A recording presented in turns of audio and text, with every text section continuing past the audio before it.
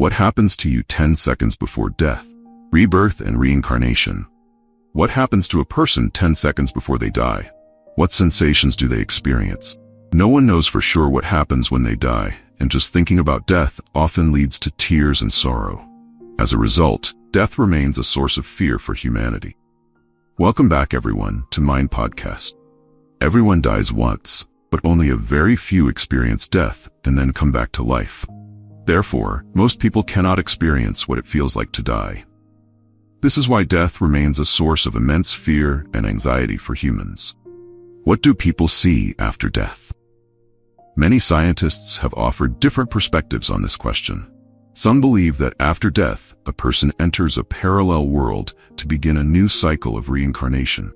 Others believe that after death, a person sees those who have passed away before them. However, among the countless debates, one perspective is more terrifying than all, that after death, a person can still hear the voices around them. Therefore, it is crucial to be cautious with your words and actions, and saying goodbye to someone in the final stages of life. Curiosity drives experts to continue researching what sensations people experience when they die. For instance, a man slipped and fell down a waterfall. In the moments just before his death, he saw the memories of his life flash before his eyes. Fortunately, his brother caught him in time, and the man survived, but he could never forget that surreal moment. He described it as if everything was moving in slow motion, like a movie playing out in his mind. He said it was the first time it happened, and even now, he still feels chills when he thinks about it. This experience is not unfamiliar, whether in real life or on the screen. Most of us have heard of it. Now, science confirms that the phenomenon of life memories replaying before death is real. Renowned American psychologist Dr. Raymond Moody conducted research on 150 people who had near-death experiences and drew some conclusions about their sensations. Although the situations and personalities of these individuals were very different, Moody affirmed that there were some common experiences during their near-death moments, categorized into 14 groups as follows. These groups are arranged in the order of sensations reported by those who experienced them. 1. Hearing the doctor or others around say that they had died. They felt extreme physical exhaustion. 2. Feeling peaceful and comfortable. Although there was initial pain, quickly disappeared, and they found themselves floating in a space filled with darkness, enveloped in an overwhelming sense of relaxation. 3. Hearing strange sounds. A young girl mentioned hearing a melody-like sound, which was very beautiful. 4. Feeling as if they were being pulled into a dark space, which felt like a transitional area between the earthly world and a strange realm. 5. Experiencing the sensation of leaving their body. A drowning man who was rescued described the sensation of leaving his body and floating freely, as light as a feather. 6. Being unable to communicate with others. A woman who had a near-death experience said she tried to communicate with those around her, but no one could hear her. 7. Continuously moving in and out of their body with no sense of time. 8. Experiencing heightened visual and auditory sensitivity. A man reported never seeing so clearly or hearing so acutely. 9. Feeling an intense sense of loneliness, unable to communicate with others. 10. Seeing other beings around them, some of whom seemed to be there to guide them to the afterlife. 11. Encountering a bright light with a clear human-like quality in the final moments of their near-death experience. 12. Replaying their entire life like a movie in slow motion in the moments before death. Those who experienced this describe the scenes as vivid and detailed, even replaying multiple times. 13. Facing a barrier or boundary that prevented them from moving on to another place, which could take many forms such as water, mist, a door, or a wild fence. 14. Returning to life after being saved from a near-death experience, with varying degrees of reluctance to re-enter the body, especially if they encountered the light during their near-death experience. The above are some of the sensations people experience in the moments before death. It's unimaginable that these sensations can happen in just a few moments. These observations were compiled by scientist Raymond Moody after his research. For scientists, human death is not a simple matter. From their perspective, human death can be divided into 3 stages: the dying stage, clinical death, and biological death. The dying stage, often referred to as near death, is the time when a person is about to die but is not yet dead. During this stage, a person's consciousness remains alert, but their ability to respond declines rapidly, causing confusion and delayed reaction. This phenomenon becomes increasingly clear over time, and the patient will struggle to breathe. At this point, a person's life has reached the threshold between life and death. During this stage, they can only hear loud noises or the cries of their loved ones, the advice of doctors, or the ticking of a heart monitor. Clinical death occurs when we can determine that a person has truly died because, during this stage, various reflexes of the dying person disappear, and most bodily functions cease. Most importantly, the heart and breathing will stop. It is worth noting that most countries worldwide currently use the cessation of heartbeats and breathing as the main criteria for determining natural death. If a dying person exhibits these two signs, it is generally considered that they are beyond the point of no return. Biological death is the final boundary of life. Once a person enters this stage, their body truly falls into a state of exhaustion, with the metabolism of various organs in the body ceasing. This means that the body cannot be revived. From a Buddhist perspective, the dying process involves the dissolution of both external and internal elements. External dissolution occurs when the senses and the physical body disintegrate, while internal dissolution involves the disintegration of thoughts and emotions. The death of a person is just one stage in the endless cycle of birth, aging, illness, and death. First, the heart stops beating, then the lungs, followed by the brain, and finally the body decomposes. From the time the heart stops beating to the official declaration of death, doctors wait for about 2 to 3 minutes, or up to 10 minutes. However, the precise time, known as asystole, varies between the perspectives of Tibetan traditional medicine and modern medicine. According to Tibetan scriptures on life and death, it takes about 8 hours after the heart stops beating and the last breath is taken for a person to truly die. The embalming ritual is performed after this 8-hour period. Modern medicine, on the other hand, considers a patient truly dead after the heart has stopped beating for half an hour. The brain then dies 4 hours later with no more brain activity, and the body becomes cold and stiff, exhibiting the signs of death. Zen master Hokkaiin once said, "He who understands the essence of life and death is truly a great human being." The critical moments of death are when the breath ceases and vital energy retreats into the central nervous system, resulting in the experience of clear light.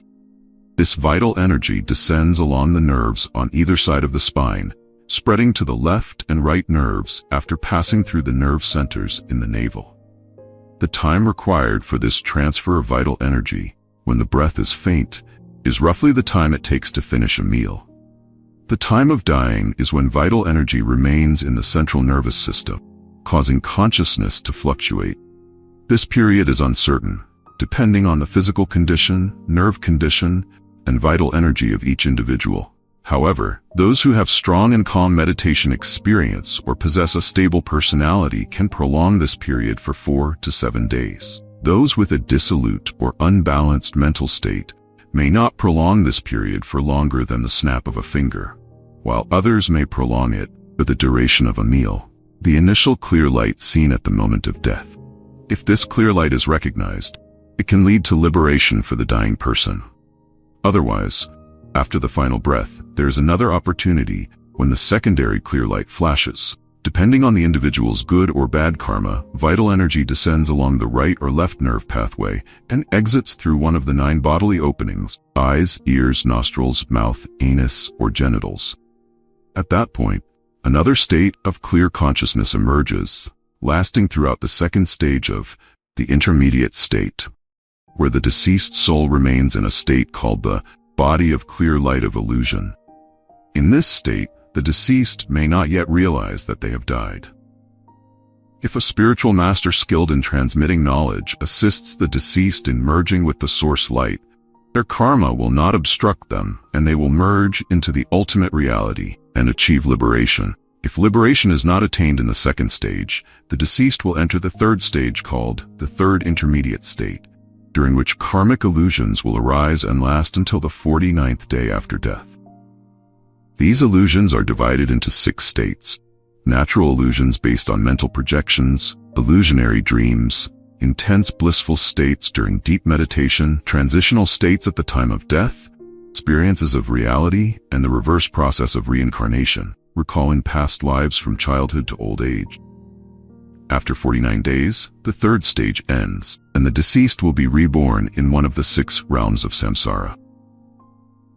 According to Tibetan scriptures on life and death, the process of dying involves 2 stages of dissolution: external dissolution, when the senses and the physical body cease functioning, and internal dissolution of coarse and subtle thoughts and emotions.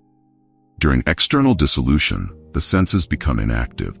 If people around the deathbed speak, there will come a time when the dying person can hear their voices but cannot understand the words, indicating that their hearing is failing. Similarly, signs of decline also occur with the senses of sight, taste, and touch. When these senses can no longer fully perceive, it marks the 1st stage of the process of external dissolution. Earth element dissolution causes the body to lose strength, feeling exhausted and powerless, unable to sit up or hold anything, even failing to keep the head upright. It feels as though the person is sinking into the ground, being pressed down by a massive weight. The person's complexion fades and a pale bluish hue appears. The muscles contract, dark spots form on the teeth, and it becomes increasingly difficult to open or close the eyes. As the form aggregate disintegrates, the person becomes immobile, with an agitated mind, possibly muttering incoherently, before slipping into a state of unconsciousness. The water element dissolution causes the body to lose control of its fluids. The nose begins to drip, the mouth leaks saliva, and tears may flow. The person may lose control over bodily functions, with the tongue becoming immobile, the eye sockets drying out, lips turning pale and retracting, hands trembling, and intense thirst. As the sensation aggregate disintegrates, bodily sensations weaken, alternating between heat and cold. The mind becomes foggy, irritable, and easily agitated. According to scriptures, the dying person may feel as though they are being drowned in a vast ocean, or swept away by a powerful current. The fire element dissolution causes the mouth and nose to dry out completely, with warmth dissipating from the body, starting from the feet and gradually moving up to the heart. A subtle vapor may escape from the crown of the head, and breath becomes cold as it passes through the mouth and nose. The person loses the ability to eat or drink, with the mind becoming increasingly disoriented, unable to recall names or recognize loved ones. As the perception aggregate disintegrates, external stimuli blend into one another, causing confusion. Carlo Ringo explains that, for the dying person, it is as if they are being engulfed by a massive fire in the middle of a blazing furnace, or as if the entire world is burning. The air element dissolution causes breathing to become increasingly difficult, the breath seeming to escape from a tight passage. Inhalation becomes shorter and more labored, while exhalation becomes longer and weaker. The person lies still, with their eyes staring blankly. As the mental formation aggregate disintegrates, mind becomes wild, disconnected from the external world. Everything turns into a blurry mass. The dying person starts to have hallucinations and sees visions. If they have accumulated a lot of negative karma, they may see terrifying figures, and the haunting memories of their past come rushing back, causing them to scream in fear. On the other hand, those who have lived with compassion, kindness, and generosity may experience heavenly visions filled with joy, encountering loved ones or enlightened beings. Those who have lived a virtuous life feel peace instead of fear. Caroline Boudreau notes that the internal experience for the dying person is like a powerful whirlwind sweeping away the entire world, including themselves, as if the entire universe is being sucked into a vortex. At this point, blood collects in the central channel of life, located in the heart. 3 pulses of blood gather, causing 3 final breaths, and then suddenly, the breath stops. Only a faint warmth remains in the heart, a sign of the last vestige of life. This is where clinical death is considered complete. However, Tibetan masters teach that an internal process continues. Buddhism asserts that death is not the end, but a transition to a new life under certain laws, leading to rebirth. If humans were indeed born and then died in a cycle of birth, aging, illness, and death, human life would be meaningless. Buddhism views death as merely a transition, an event in the continuous flow of life. Death is not the end, but the continuation of life under certain laws, leading to a new existence. If humans were truly born and then died in a cycle of birth, aging, illness, and death, human life would indeed be meaningless. Understanding the true nature of death helps us avoid the negative influence of false beliefs and prevents us from falling into negative thoughts that lead to suffering for ourselves and society. Buddhism teaches that death is ever present in each of us, but due to ignorance, we often view it as the final end of our lives without realizing that we are dying every moment. The form we once had in the past, even if it still lingers in us today, must be let go of for us to grow in the future. Practicing meditation is the best way to prepare for death because it helps us merge with the true reality of each moment. Meditation teaches us to let go of all attachments, choosing the path of meditation as a way to integrate with the impermanent nature of death, constantly thinking about it and preparing for it. According to Buddhism, whenever someone is gravely ill and nearing death, they should be encouraged to prepare for their own death. When a dying person is about to pass away, it is better for loved ones not to cry, as tears create an unfavorable atmosphere that may trigger attachments in the dying person. For example, they may cling to us. However, indifference can also create a sense of anxiety and unhappiness for the dying person.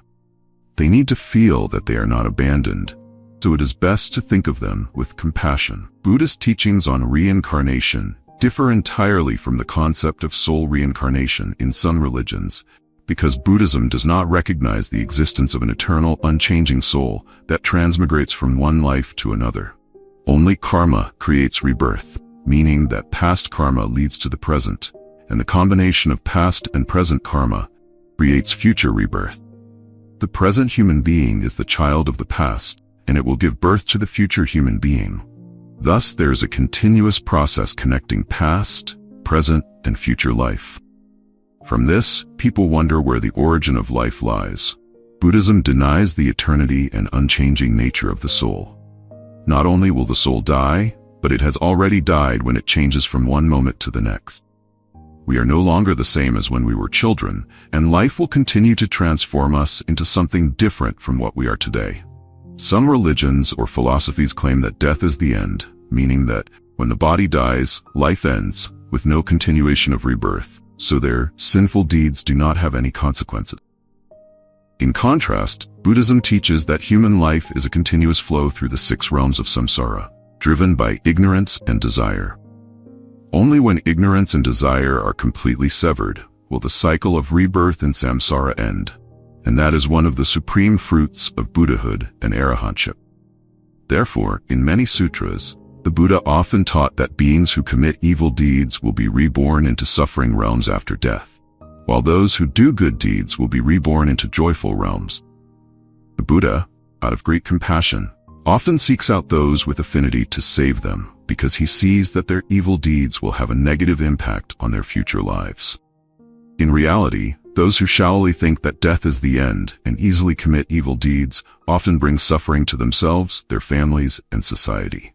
In contrast, those who practice the Buddha's teachings of faith in karma and rebirth will reap many practical benefits for themselves, their families, and the community.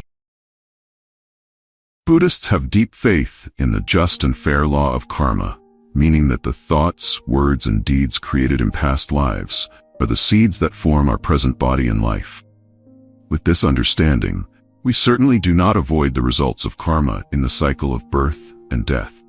Helping Buddhists diligently cultivate good thoughts, words, and deeds according to the Buddha's teachings, which will inevitably lead to a peaceful and happy life in the present and future, and ultimately to liberation. Humans cannot bear to reveal their true nature.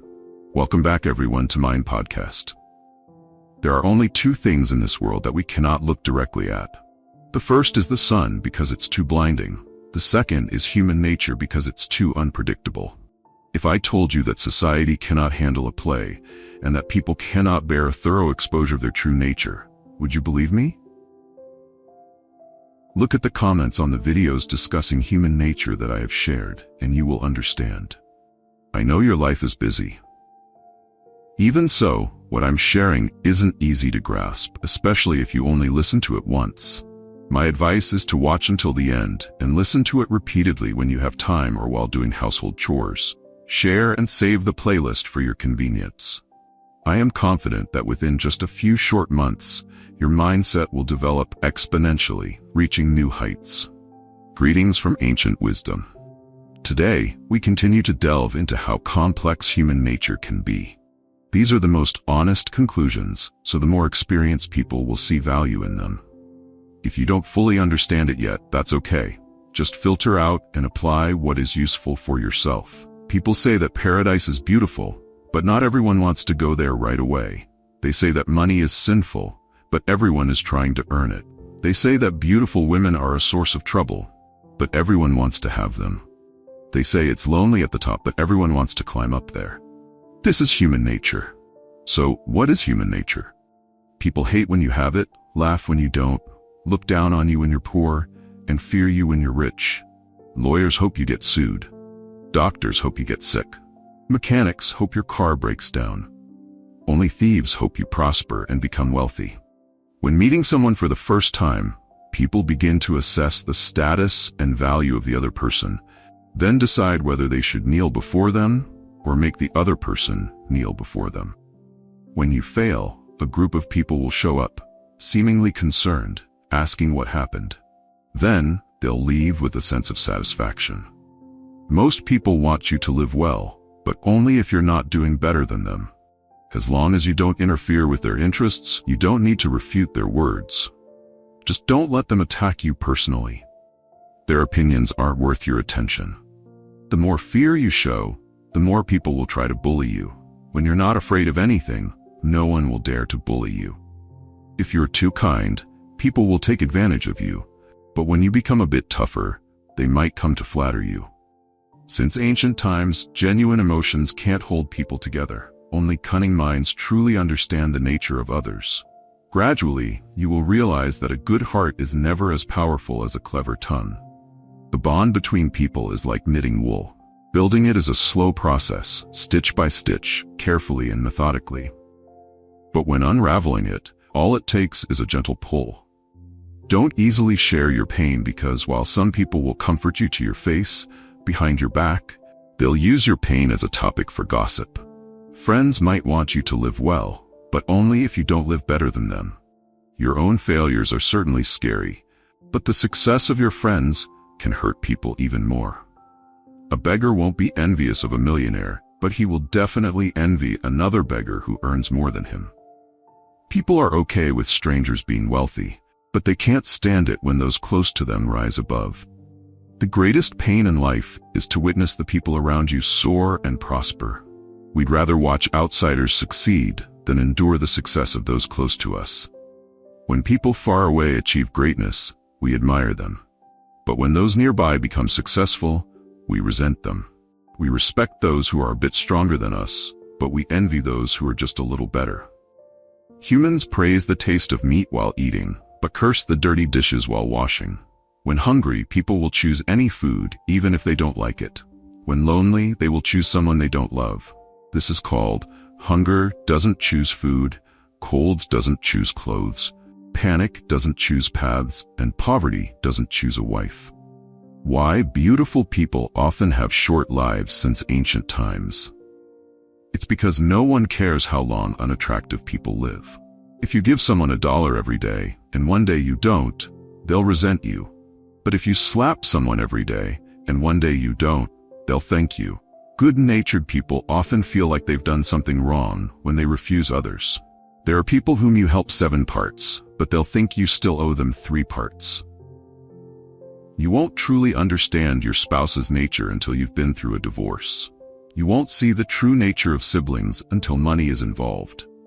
You won't see true filial piety until your parents are bedridden. You won't know a friend's true character until interests and benefits are at stake. Parents who appear strong often raise children who are weak and lack confidence. On the other hand, parents who are gentle and composed usually raise children with strong inner strength.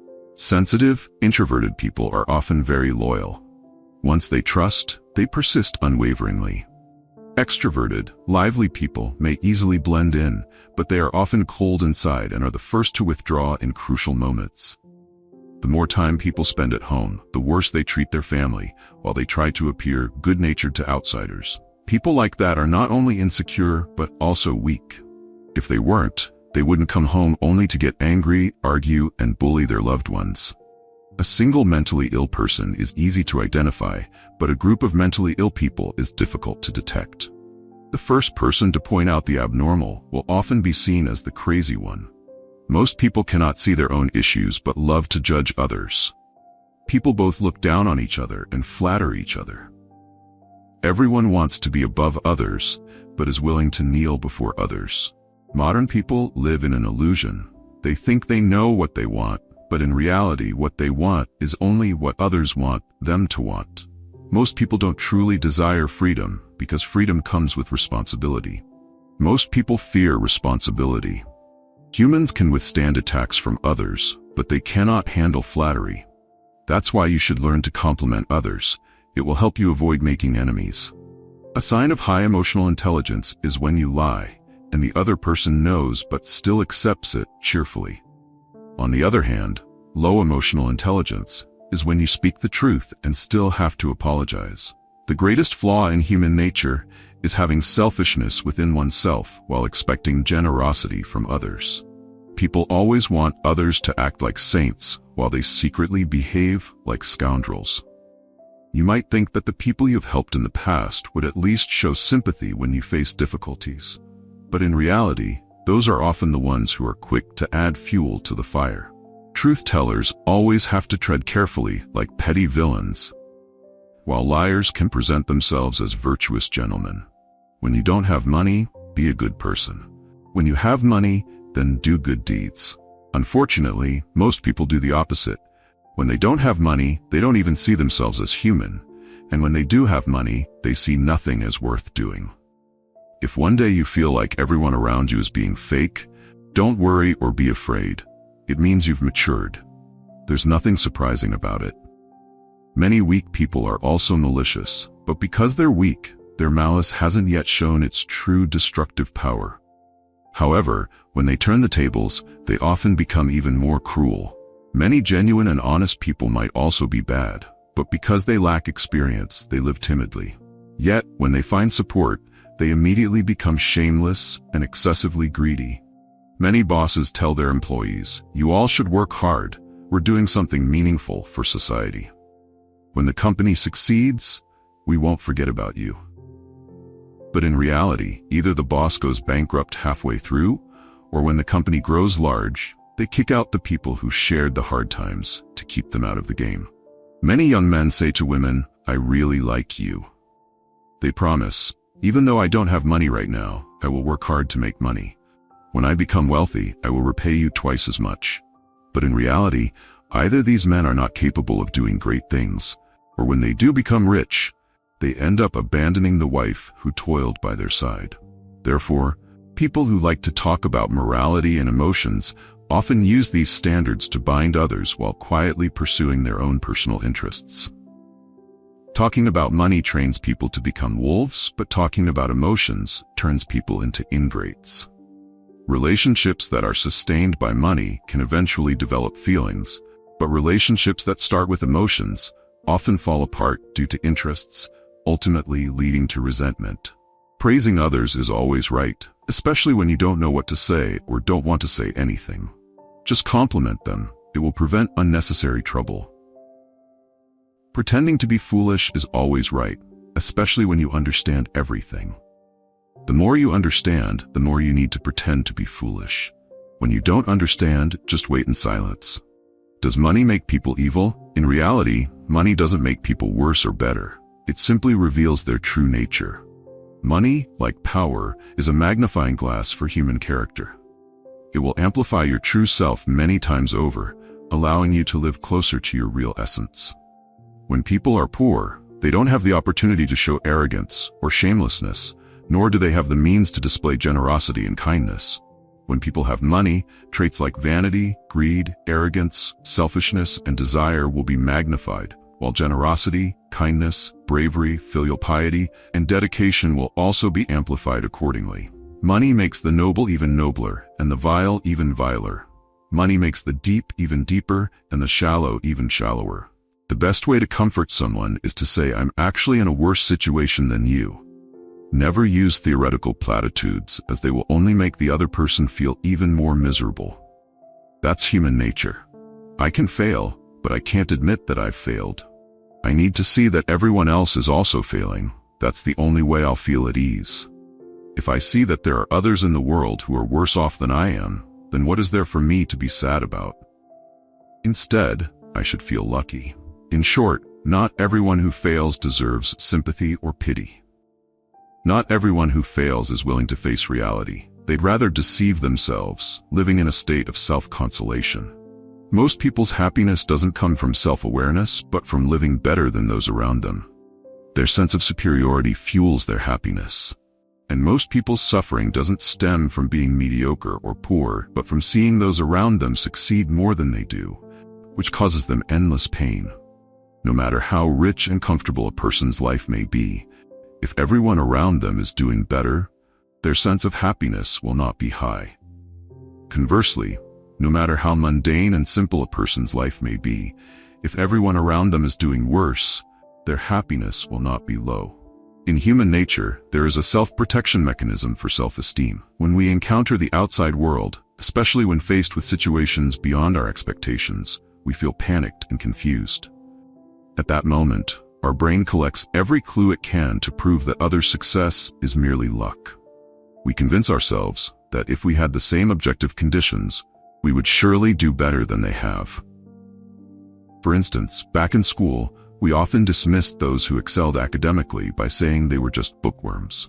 Beautiful girls are often labeled as not smart when they grow up. This eventually translates into thinking that a colleague's promotion is due to flattery, or that a classmate's success in business is thanks to family financial backing. To avoid facing the success of those around us, we prefer to drag them down, trample on their achievements, and undermine their glory to satisfy our own mindset. This feeling often brings even more pleasure than achieving success ourselves. We always like to think of exceptional and successful people in the most negative ways possible, just to feel reassured, as if only then we can prove that our own mediocrity is not isolated. We find reasons to justify our own failures and ordinary lives. People would rather prove the mediocrity of others than face their own. This is the limitation of most people, and it's also how they implicitly admit their own helplessness. As someone once said, all of human suffering fundamentally stems from anger at our own helplessness. Those who understand the most are often the ones who receive the least attention. Kind-hearted people are usually the ones who get bullied the most. Those who are empathetic often end up being wronged the most. On the other hand, people who cry, refuse, and turn hostile are often the ones no one dares to mess with. The tougher and more unreasonable you are, the more people will try to appease you. Men who exhibit the traits of a bad boy often appear charming and flirtatious on the surface, but in reality, they lack love. Meanwhile, women who are easily attracted to such bad boys have often suffered emotional wounds from their families and lack affection, to the point that even a slight hint of attention from a bad boy can lure them in. The eyes of humans, though parallel, do not see people equally or fairly. Humans have ears on both sides, yet they only like to listen to one side. Every individual, when standing alone, is rational and intelligent.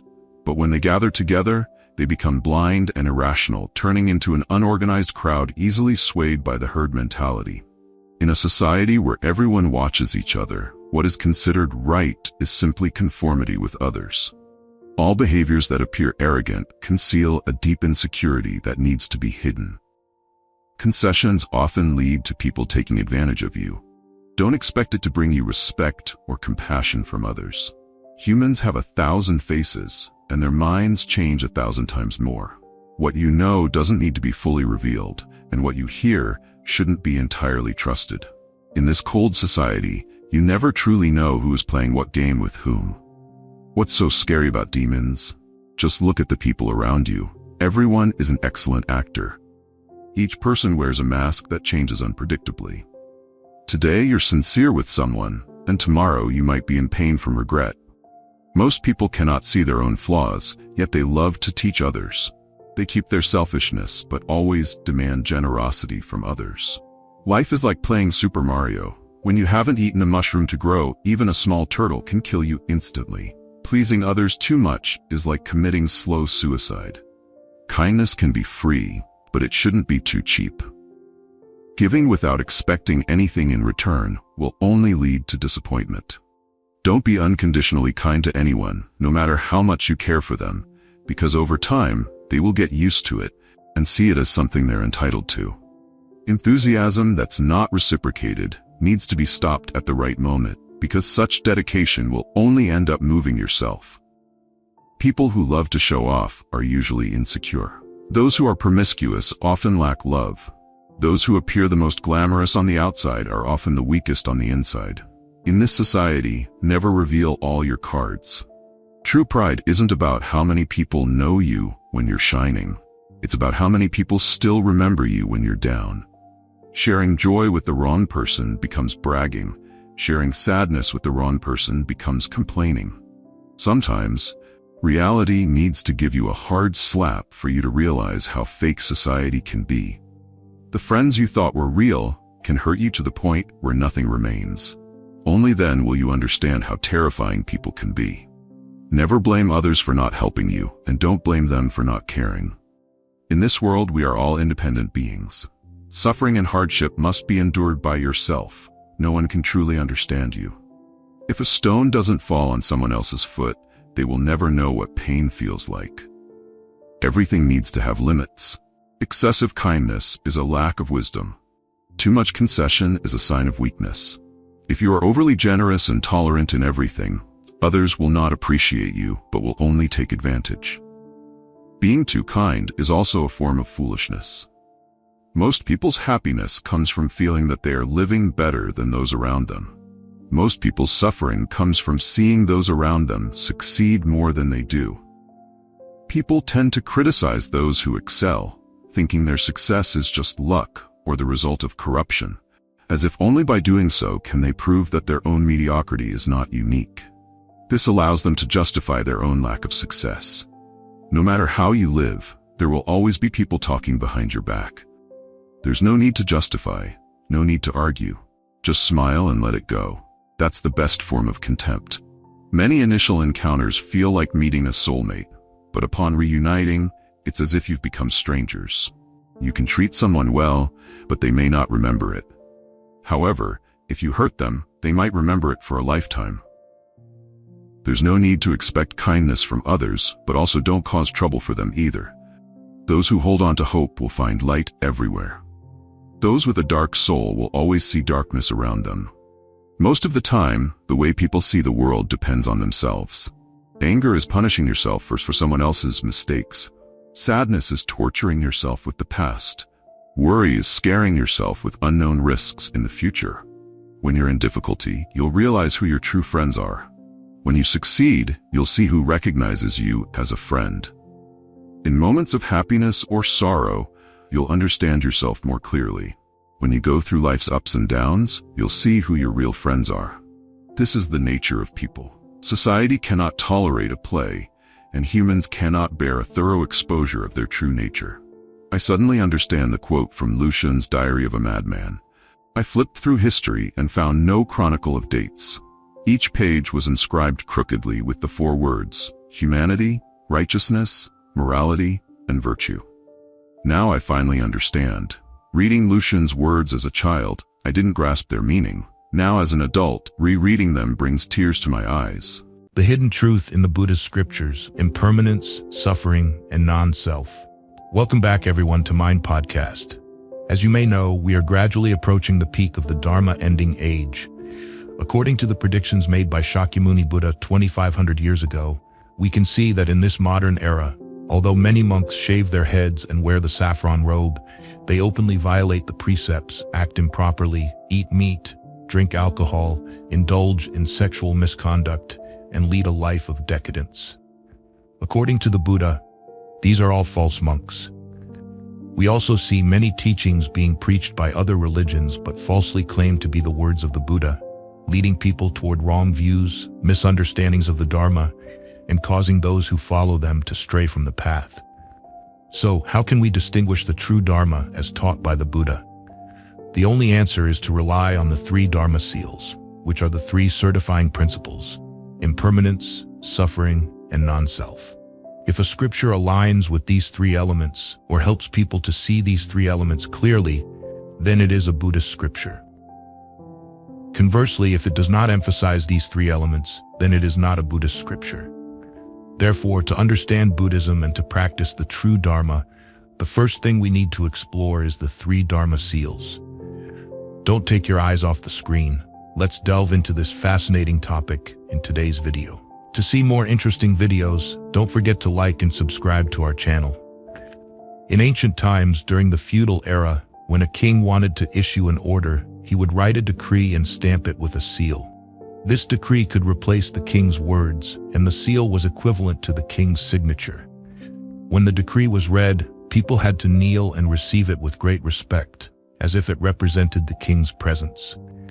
Similarly, in Buddhism, the Buddha is called the king of the Dharma, and his words are the Dharma jewel. The three Dharma seals are like the seal of authenticity. Today, the Buddha is no longer with us, but his teachings still exist in the world. Therefore, any sutra that aligns with the three Dharma seals is considered a Dharma jewel, one of the three precious jewels of the Buddha. Thanks to the three Dharma seals, people studying the scriptures are not led astray or into the teachings of external false doctrines. In the Samyutta Nikaya, the Buddha once asked the monks, "Monks, what is seen, heard, thought, sought, and perceived? Is it permanent or impermanent?" "It is impermanent, Blessed One." "What is impermanent? Is it suffering or happiness?" "It is suffering, Blessed One." "What is impermanent, suffering, and subject to change? Is it appropriate to regard it as this is mine, this is me, this is myself?" "No, Blessed One. This is non-self."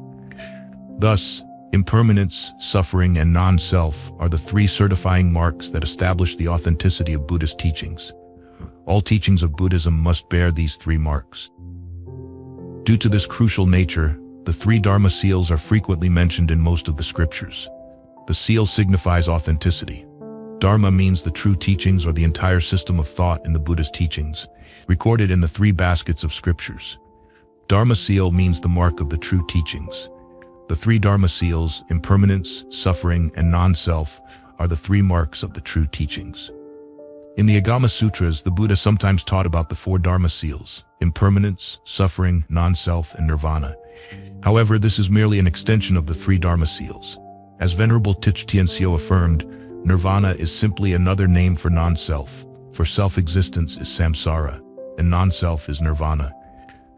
The four Dharma seals are sometimes expressed as impermanence, suffering, non-self, and emptiness.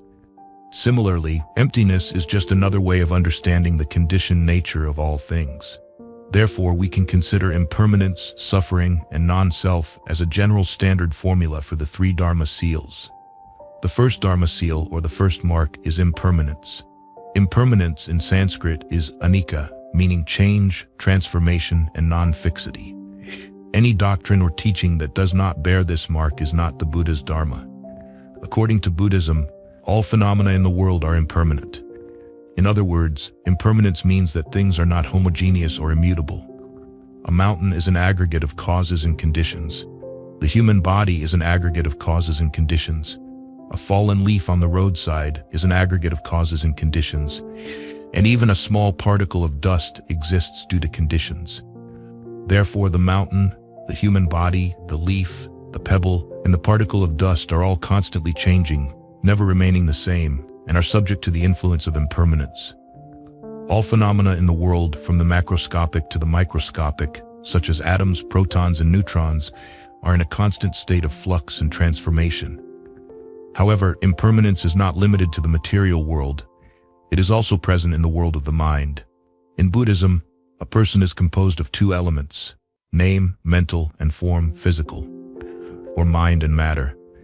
These two elements are always in a state of continuous change, like a flowing stream that never stops. In human life, All activities, psychological actions, sensations, perceptions, emotions, and thoughts exist in extremely short time frames, which Buddhism calls moments. However, the phenomenon of impermanence does not necessarily lead to suffering. In reality, if there were no impermanence, there would be no life and no development. If a grain of rice were permanent, it could never grow into a plant and produce more rice. If things were not impermanent, human evolution and civilization would not have occurred, and we would still be stuck in the Stone Age. And if there were no impermanence, we would never have the hope of eliminating the latent afflictions and desires within us. Therefore, the teaching of impermanence brings hope for all human creative efforts and development. Impermanence is the true characteristic of life. The second Dharma seal is suffering. Suffering, in Pali, is dukkha, meaning discomfort, unease, or affliction. In Chinese, suffering means bitterness, implying pain and suffering. In the sentient world, there are many bitter, sour, and acrid experiences that bring feelings of insecurity. The Buddha described human suffering as a burning and breaking of the entire world. The whole world is burning. The whole universe is submerged in smoke and fire. The whole universe is consumed by fire. The whole universe is trembling. Suffering is a universal truth, present in many diverse forms. The poet Nguyen described the suffering of the human world as, from the time of youth until the end of life, suffering and sorrow come many times. In Buddhism, the suffering in human life is sometimes described through 8 phenomena. Birth is suffering, aging is suffering, illness is suffering, death is suffering, being forced to live with those we dislike is suffering, being separated from loved ones is suffering, not getting what we want is suffering, and the very existence of the 5 aggregates is suffering. In later scriptures, suffering is categorized into 3 types: the suffering of change, and the suffering of conditionality. This perspective simplifies the understanding and helps us find the root of suffering. First, the suffering of suffering refers to unpleasant sensations. For example, the pain from a toothache is a suffering sensation. Being cold without warm clothing, causing the body to shiver, is a suffering sensation. Witnessing the death of a loved one is a suffering sensation. Being insulted or having one's reputation damaged, causing anger and embarrassment, is a suffering sensation. In general, all physical discomforts and psychological stress are suffering sensations. This is the first type of suffering. Second, the suffering of change refers to things that are not inherently suffering, but when they deteriorate, they lead to suffering. For example, when we are young, our bodies are healthy, but as we age, our bodies weaken. Our liver may be healthy now, but over time, it may weaken, get sick, and lose its ability to process cholesterol. The smile and radiant face we have today may fade, giving way to tears of sorrow tomorrow. Where there is creation, there is destruction. This idea can easily lead to a pessimistic outlook. Therefore, even things that are good now carry the seeds of suffering within them. In other words, the transformation from one state to another, the deterioration within the psychological and physical systems of humans, leads to unease, discomfort, and unrest in our thoughts and emotions. This is the suffering of change. Third, the suffering of conditionality. Conditionality refers to phenomena formed by dependent origination. In the Mahaparinirvana Sutra, the Buddha emphasizes 2 sentences. All conditioned things are impermanent. They arise and cease. This means that all things formed by dependent origination are impermanent, belonging to the relative world, the world of birth and death, of samsara. The body, the external world, the 5 aggregates, our living conditions, and our psychological states, as mentioned before, are all dependent origination and thus subject to impermanence. Impermanence inevitably leads to suffering, so all conditioned things inherently contain the seeds of suffering, also known as the suffering of conditionality. The ways of presenting suffering in these categories are general. In reality, whenever afflictions arise, suffering is present, and only when our mind is free from the disturbance of afflictions is there peace. Therefore, impermanence is not necessarily the cause of all suffering in life.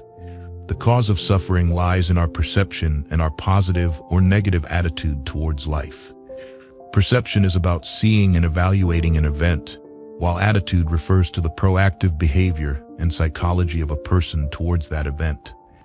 Things always change, yet we mistakenly wish for them to remain the same forever. The suffering of a donkey or camel carrying a heavy load, the suffering of those caught in the cycle of rebirth, are not the real sufferings. True suffering lies in ignorance, not realizing the truth and not knowing the way forward. It is this misunderstanding of impermanence as permanence that gives rise to suffering. But why is suffering considered a Dharma seal of the true teachings? In one instance at the Tala Grove in Kambi, the Buddha taught the monks about why he proclaimed the Four Noble Truths. Monks, what have I taught you? I have taught you the truths about suffering, the cause of suffering, the cessation of suffering, and the path to the cessation of suffering. Why did I teach you these truths? Because they are truly beneficial and necessary for leading an ideal life. Because they help you to abandon all pleasures, to free yourself from all attachments, to end all suffering, and to attain purity, enlightenment, and nirvana. Thus, suffering is a concise statement of the Four Noble Truths in the teachings of the three Dharma seals, and should be regarded as a constant issue in the reality of life and in the consciousness of Buddhist practitioners. We can only treat a disease when we are aware that we are sick. Similarly, liberation from suffering only becomes a reality when Buddhists are aware and experience suffering in their inner life.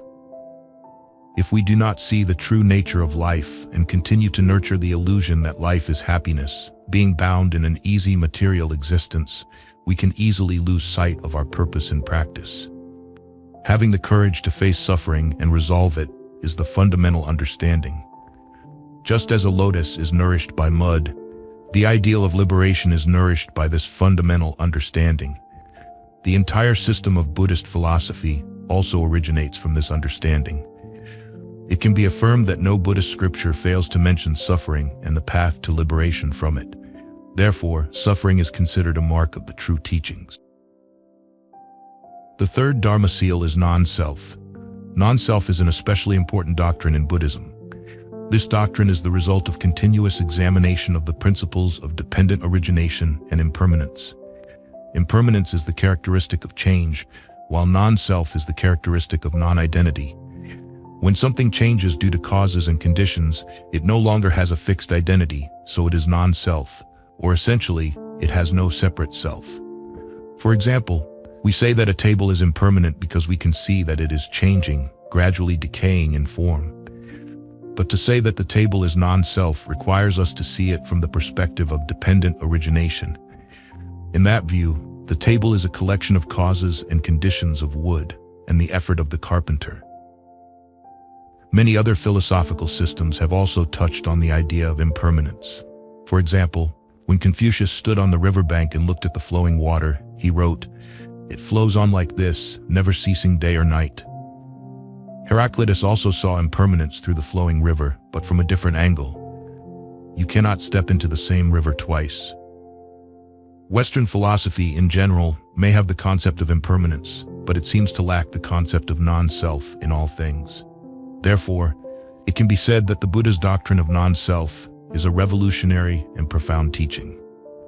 In his second sermon at Deer Park, the Anatta Lakkhana Sutta, Discourse on the Characteristic of Non-Self, the Buddha taught the non-self nature of the five aggregates that make up a person. Monks, form is non-self. If form were self, it would not lead to suffering, and we could command it to be like this or like that. But because form is non-self, it leads to suffering, and we cannot command it to be like this or like that. The same applies to the other aggregates: feelings, perceptions, mental formations, and consciousness. All five aggregates create a false notion of a self or a permanent being. This easily leads to attachment, clinging, and protection of the self and everything related to the five aggregates. However, all beings or selves are constantly changing according to the process of dependent origination. The formation and decay of the form and even the nature of the five aggregates are the results of conditions, and the process of birth, aging, illness and death, or formation, existence, change, and decay is a universal truth for all beings and all things.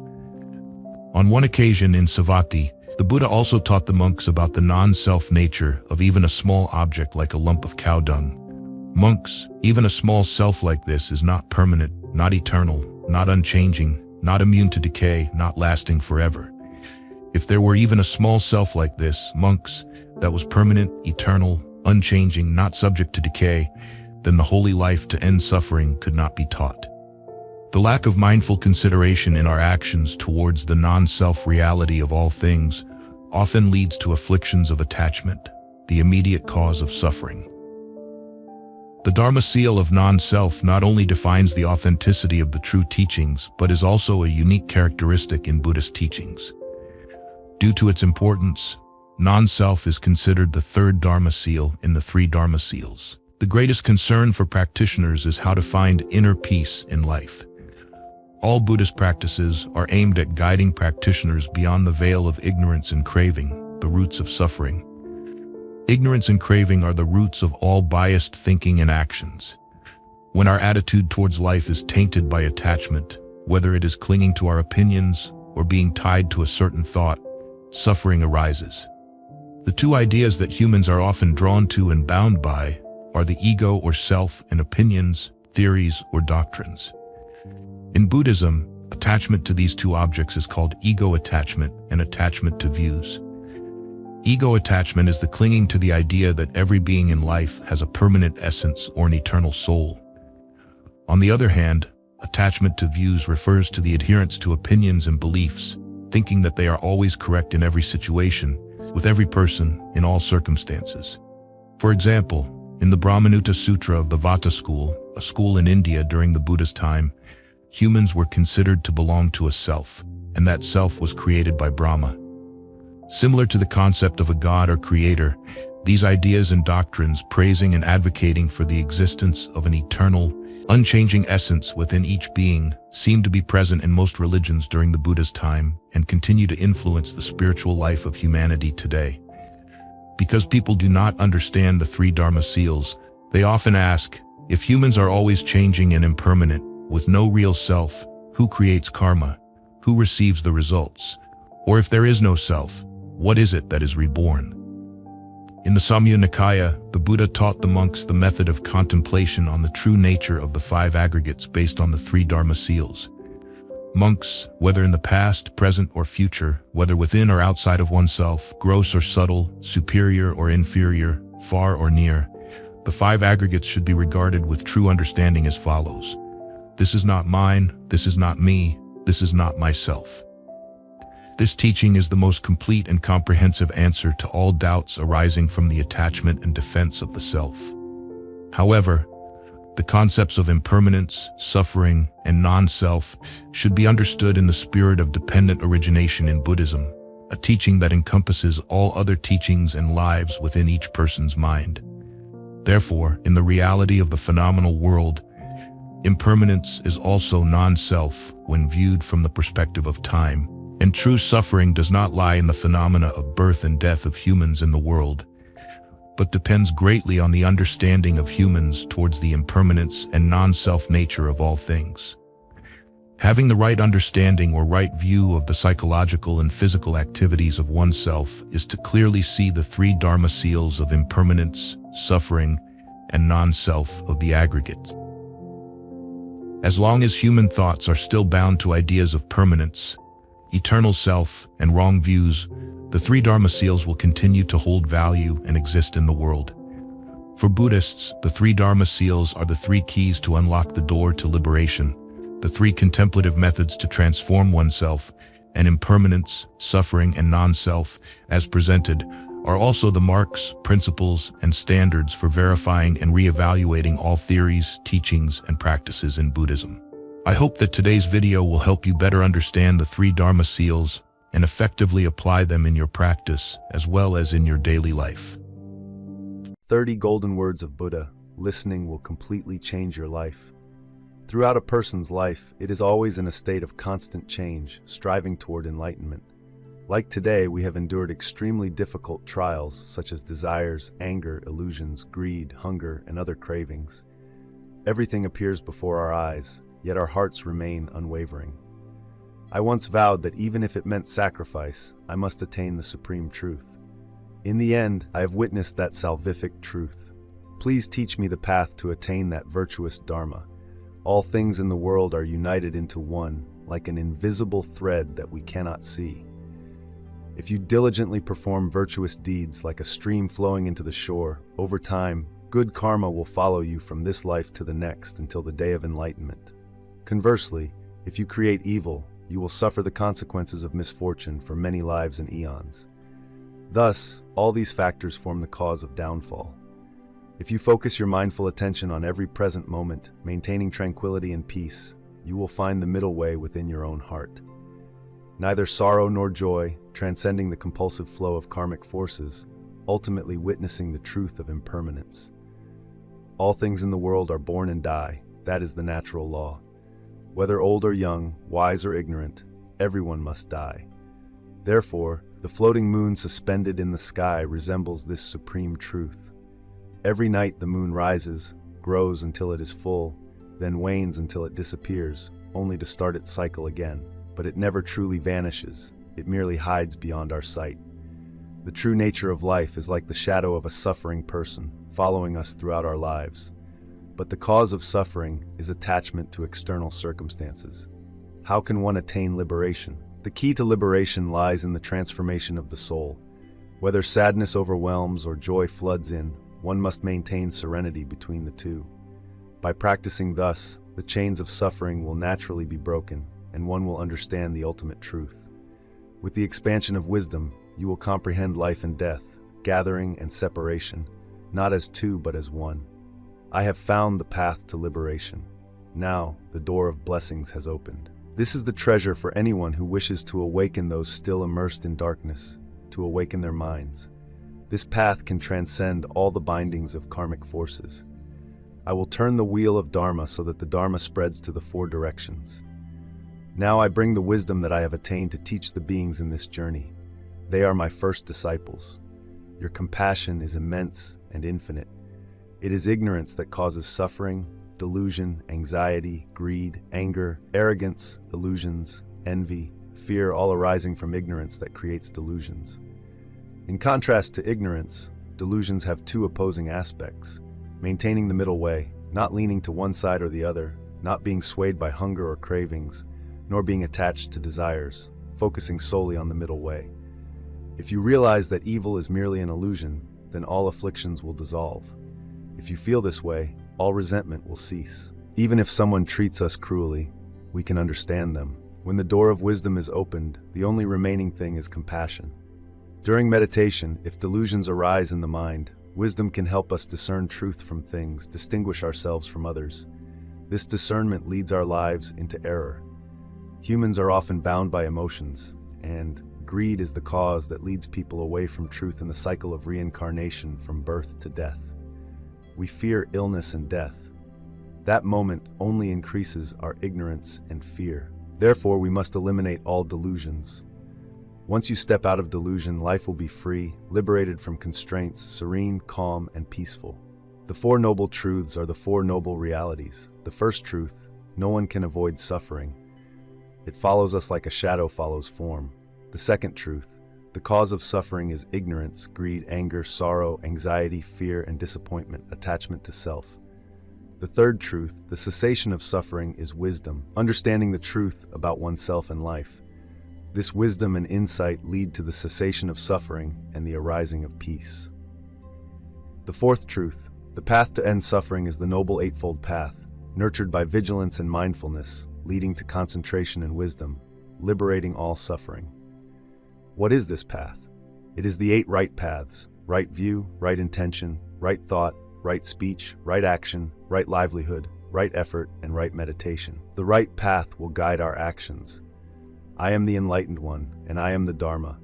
I have witnessed that path and will help sentient beings attain nirvana, like a spider slowly spinning a beautiful web. This natural world creates all things in the world. That beauty is immense, infinite. From now on every winding path around the world, there will be the Dharma sounds of the enlightened one, praising circulation. People will all awaken. Anyone who wants to hear the truth will find that our door of true Dharma is always wide open, welcoming them. And there is no discrimination based on their caste. Born with desires is like dreaming of something. Once achieved, it means the dream you have awaited for years is fulfilled. Life's resistance flows away like water through a hole. Therefore, nothing in human life is certain. Isn't that right? Yes, indeed. Forget the illusory desires of the world. Forget your life and death, because it brings you no benefit. Even if you fear the disappearance of this life, first deny its existence and find a hidden self within. Human perceptions are all chosen by the mind. Many people in the world suffer because of material things. Their lives are poor, facing hardship, lack, injustice. Many suffer mentally. Anything excessive, even ultimate joy, is suffering. Therefore, one must maintain the middle way. Thus, you will clearly see the nature of things, attain infinite peace. Respected teachers, how can we take refuge in you? It is simply about keeping pure conduct, maintaining the 5 precepts. First precept, do not kill living beings. All sentient beings fear death as you do. By abandoning the karmic fear of killing, compassion will naturally arise in your heart. Second precept, do not steal and must try your best to help those in need. Third precept, no sexual misconduct, fidelity to your spouse. Fourth precept, do not lie, do not speak two-faced, do not speak sweet words or say inappropriate things. Fifth precept, do not consume intoxicants. My method is very simple, but extremely solid. For countless thousands of years, we often see and criticize others' sins, needing scriptures and scholars to help cleanse their sins, like offerings and sacrifices, for example. But I affirm that the cause of all sins is ourselves. Only we can open the door to liberation. Suppose someone wants to cross to the other side, then what should they do? In my opinion, if the river is shallow, they can wade through. If the water is deep, they must row a boat or swim across.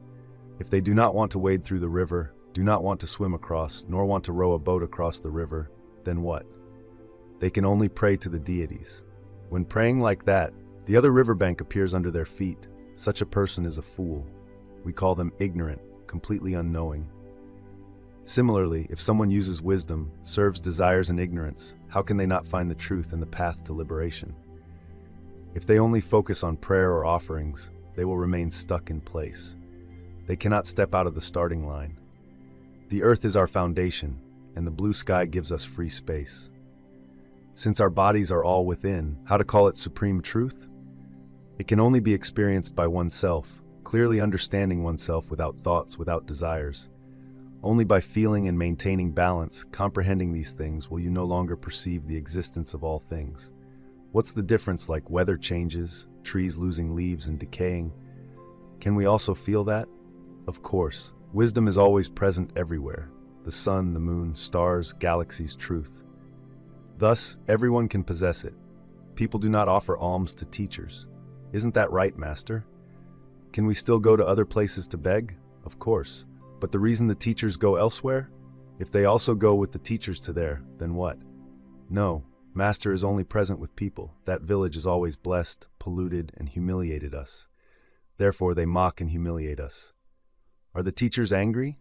If they bring flags to welcome the teachers, does it mean their hearts are joyful and delighted? So, does it mean that teachers share their peace with others? External circumstances can cause teachers to be agitated or to please teachers. If the teachers still hold anger in their hearts, then their attainment of truth is still too far. Master, your explanation has made us understand. I ask you, remember one thing. People of the past have not easily accepted new things. The teachers are destroying their previous beliefs. Of course, they do not like it. At first, they will ridicule the teachers, then attack the teachers, and then avoid the teachers, no longer caring about them. But gradually, they will accept the teachers. Teachers must undergo transformation, maintain humility and patience. If someone always adheres to certain principles, then eventually that person will lose the freedom of the spirit, becoming rigid and inflexible. But if one blindly follows those prejudices, believing that their own beliefs are the truth and denying everything else, then the freedom of thought is completely lost. Only a single kind of prejudice occupies human minds, being controlled and conflicted, and opposition naturally brings about blind belief. Even without beliefs, one is more controlled. Thought is an extremely powerful energy. It can completely control you. But with such a rigid idea, that is the greatest obstacle on the path of practice. If it is firmly denied, then the door to truth can never be opened. If people follow your teachings, will they still be bound? What I teach originates from my own experience. The path I teach is not a principle, nor are they scriptures, doctrines, or philosophies. It is merely a pure experience, and that is also the impermanent truth. But sir, if someone sees your path as a principle, then what? My path is for practice, not to rely on, worship, or oneself, not to practice in a practical manner. All my knowledge is like a raft, so that raft can be used to cross the river, but after we have used the raft to cross the river, do we need to carry it on our heads? But there is still a feeling that makes you unable to bow your head. Emotions are divided into 3 types: happiness, joy, sadness, pain, and calmness. These 3 emotions are always present in our bodies and thoughts. Emotions are like a flame rising and then returning to calmness. I believe that first, we should examine the intensity of emotions, understand and comprehend, find out where they come from. Whether it's happiness or sadness, we must find their origin. Once their origin is found, we will discover that everything is nothing. The nothingness we speak of is like the vast blue sky, empty and seeing nothing but covering all things like a great soul. Continue to practice thus. Gradually, you will realize that the previous flames will subside. A supreme tranquility existing deep within the inner heart will no longer be shaken. Reflect deeply inwardly and then recognize where the mistakes are. The most stubborn thing to listen to is the softest, weakest thing. Ignorance is the root of all afflictions. Our insight is due to meditation. Meditation can dispel ignorance. Beyond meditation, prayer, asceticism, fasting, or offerings, or other forms cannot be achieved. Life and death are inevitable in human life. We think deeply, often awaken ourselves, causing ourselves not to be immersed in desires. We must live a peaceful, happy, and satisfied life. This is the truth of the Dharma, the true meaning of life. That truth does not arise, does not perish, has no beginning nor end, does not decrease nor increase. The only thing that exists is tranquility and serenity. Teachers need to remember, doubt in the mind is the most fatal disease. It divides human relationships, like a poisonous tent that kills friendship. It is also like sharp thorns piercing deep into the bones. Never forget that our own thoughts create who we are. I am only the one pointing out the path to follow.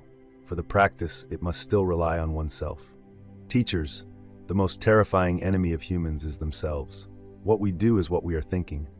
Thinking good leads to virtuous actions. Thinking bad leads to evil actions. This is the law of nature. In year B, your house has conquered something, and I am leaving not because of victory, but because of loss. Because of loss? Yes, indeed, loss of anger, loss of greed, loss of envy and hatred, loss of resentment. Therefore, I have nothing left, only having reached the shore of tranquility. Understood, your meaning is that you are very tranquil, right? As for me, I am living in a state of wrath, correct? That is your words. Anger will cause you suffering.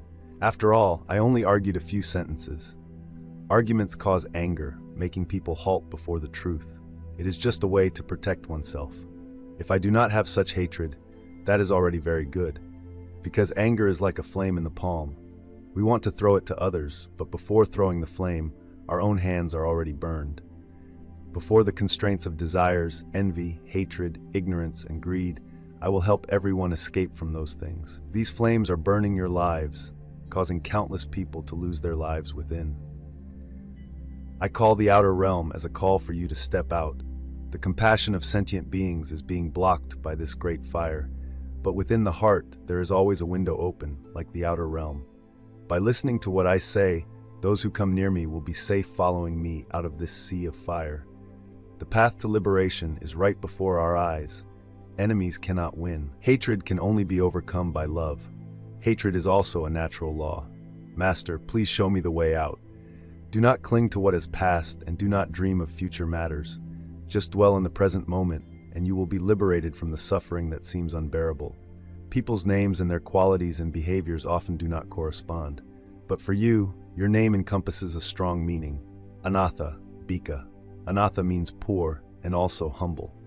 Bika means your wealth is often used to help others. Even if times change, your fragrance and reputation will never fade. Living on simple rice and water, but if there is love, it will turn into a delicious taste. You can dedicate your soul and assets, all starting from kindness. If you touch me, your own shadow also gets stained. Why am I stained? You and we are all the same. How can one person's touch make another stained? Only greed, hatred, ignorance, and desires can stain a person. A person full of love like you only makes others pleased, not make them suffer. Isn't it a saint? You don't know anything about lineage and origin. Not just wearing the robes, one is not a practitioner. You are a liar. Beep, robbers steal others' trust. That's a fraud. If you call me a fraud to make you feel better, so be it. These people are no different from us. They also have lives. If you see him as a lowly person, degrading, despising him, that is also fraud. Let me tell you, this is our true Dharma. Why call it fraud? This earth has nurtured all humanity in the world, also nurtured him. If you despise them, you are slandering ourselves. We throw sand into the empty sky, it does not fall lower, but the sand falls onto our own bodies. The emptiness does not discriminate, like a father silently protecting humanity. This vast earth, all kinds of fruits and trees are born. They do not choose their users. The gentle breeze brings coolness to all beings. Water can quench the thirst of all creatures. In the past, the natural world did not despise anyone. Why do our humans trample on each other like that? You say it's philosophy. Why not let him be a disciple in your monastic community? Your words, is philosophy really Sunita? Do you agree to become a monk or not? I am a commoner, becoming a disciple of such a great one as you. I am not worthy of that. The pain of others can also make you suffer. You have such virtues that is rare in the world. I am Buddha, becoming a lay disciple of. In this life, no one has ever spoken to you so gently. Today, your love and care make me feel like a human for the first time. I hope you have not committed any wrongdoing. Those wrongdoings will not happen anymore. Humans have thoughts, are capable of expressing their own potential, regaining their own dignity. Our path is the path of great love, welcoming all sentient beings. The Ganga River, Yamuna River, Ati River, Rahu River, Mahi River. These rivers all flow and grow. They do not differentiate based on their own status or names. If a person is determined to renounce and follow the path of truth to practice, the tears of every sentient being have similar moisture and blood, all red in color. Those who create wrong prejudices to oppress others are our own humanity. Today, I will erase all those wrong prejudices. Sunita is the first example, the beginning of history. I have found the path to liberation. Now, the door of blessings has opened. This is the treasure for anyone who wishes to awaken those still immersed in darkness, to awaken their minds. You are the one who renounces ascetic practice and says you have attained the ultimate truth. Why do you recognize food like that and still be friends with ordinary people? I once told the master that I must become the spearhead of the grass that I currently am, along with them forming a perfect, beautiful, serene entity, teaching. I am no longer Siddhartha as before. Use your wisdom eyes, master, to see me. Ignorance causes suffering, delusion, anxiety, greed, anger, arrogance, illusions, envy, fear, all arising from ignorance, creating delusions. In contrast to ignorance, delusions have two opposing aspects: maintaining the middle way, not leaning to one side or the other, not being swayed by hunger or cravings, nor being attached to desires, focusing solely on the middle way. If you realize that evil is merely an illusion, then all afflictions will dissolve. We will feel love and compassion. The nature of these two emotions is the same. If you feel this way, all resentment will cease. Even if someone treats us cruelly, we can understand them. When the door of wisdom is opened, the only remaining thing is compassion. During meditation, if delusions arise in the mind, wisdom can help us discern truth from things, distinguish ourselves from others. This discernment leads our lives into error. Humans are often bound by emotions, and greed is the cause that leads people away from truth in the cycle of reincarnation from birth to death. We fear illness and death. That moment only increases our ignorance and fear.